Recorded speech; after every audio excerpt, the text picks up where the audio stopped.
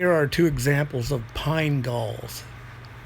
This is what we're using for today's project. I realized in the past I haven't explained what I'm using on some of these projects when it comes to burls and where they're found and what they're like. This particular one has the branch growing straight through the middle and the gall develops on the outside around the branch. And those galls are usually from a fungi called pine gall rust.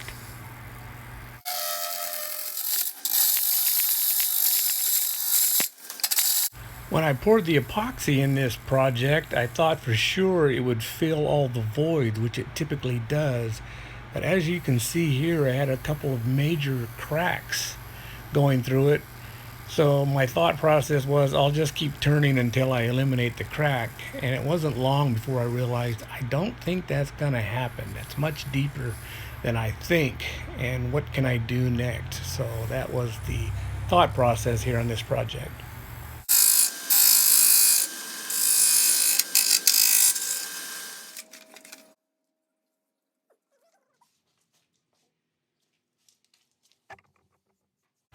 I was really torn on what to do about those cracks. So at this point, I just decided to put some sanding sealer on there, seal it up, sand it down, and see what they look like. I was trying to decide, should I stop and refill all those voids with some more epoxy, or just keep going and see if I could eliminate them or find some other method to take care of it. So that's what the thought here was, is what can I do next? So I started adding some color, shellac, and then I started thinking about the grinding or texturing I used on several other projects, but I had no idea if it would work on epoxy, so that was kind of a test right here.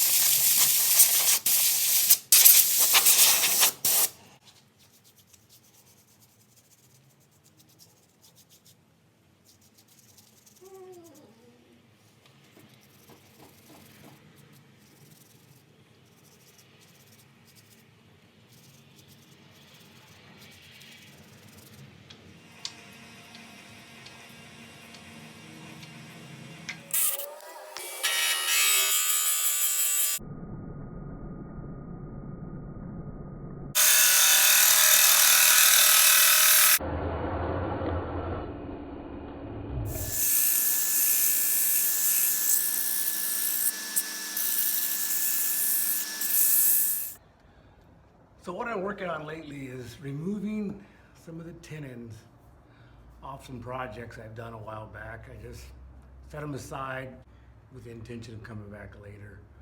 It's one of the parts I hate the most, is finishing this up, because it's the final straw before you finish your bowl and a disaster could happen. So I saw something like this a while back. It's just basically a board. Mounted a faceplate chuck on it.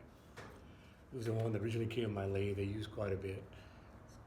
It holds anything from this to an 80-pound log. Very small, but it works fantastic. So I mounted that on there. All I have to do is screw it on. So I ordered some hook and loop because I've got the hook and loop sandpaper as well. So I'm just gonna put some hook and loop on there and just mount pieces of sandpaper. Right now, all I have is 5-inch discs. If this works out well, I'll get some larger pieces and maybe go 8 or 10 or 12, whatever I need. It'd be nice just to tear those off and sand stuff. I used to use it for all sorts of projects. And then all I have to do is hopefully just hold the bottom of the bowl there, go through the grits until it's smoothed off, and be finished with it. So I'm working on that now. I need to get this other material mounted on here and then get some Velcro on there, and then put my disc on there, sanding disc, and see if it works. I tapered the outside edge so it will fit in the longward chuck now. Even if I take it off the chuck on the back, I can just mount it in a longward chuck, and I won't need that faceplate on there. And just the intention is to put a couple of discs side by side. And then I'll have a disc. If that works out, I may make it larger if I get a larger piece of paper later. But that'll be where we start out. Find out if this project works.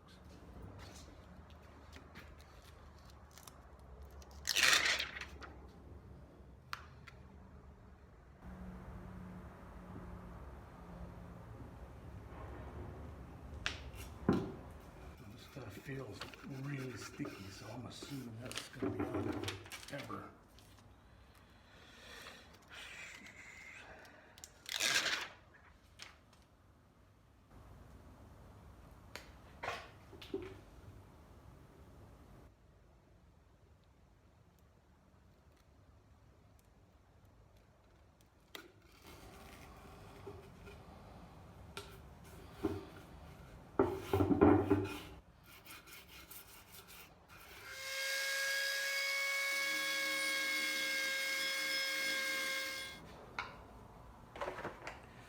Okay, ground most of that bulk off. Now, hopefully take it over on the sander and just sand it flat, go through the grits until it's smooth.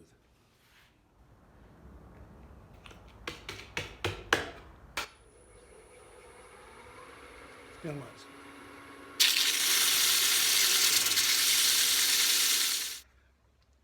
So I've got a dust ring. It's kind of easy to see where the center is, more or less, on the paperwork. And on your sandpaper, spin it, take a pencil and rough out the middle. Because it was sandy and leaving a high spot when I was doing that in the middle, it was tending to rock. So I'm doing that, take a coin, like in this case, a penny, or if you need a quarter or a nickel, whatever size tends to work for you. That dot helps me figure out exactly where to put the coin. And then just hold it on there, and it dishes out the center pretty good, and it tends to rock, or it doesn't rock while it's sitting on a desk or table. Simple as that. So I got a little indentation right here, and all smoothed off around. It works. It may not be perfect. There are certainly other ways to do it. That's what I have for now. All right, this is the finished product. And right here in the front is that big crack that I dimpled to kind of highlight and obscure it. And after I got the bottom off, I realized that crack went all the way through the bottom. Even though I had some epoxy in there, it seems like it didn't hold.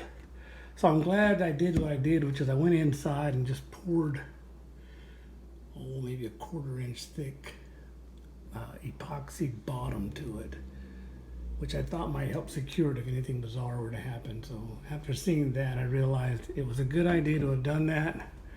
I've got the different colors, the kind of that amber shellac, and I yellowed some of that. I had I think it was a gray and a black mixture of epoxy that gave it this nice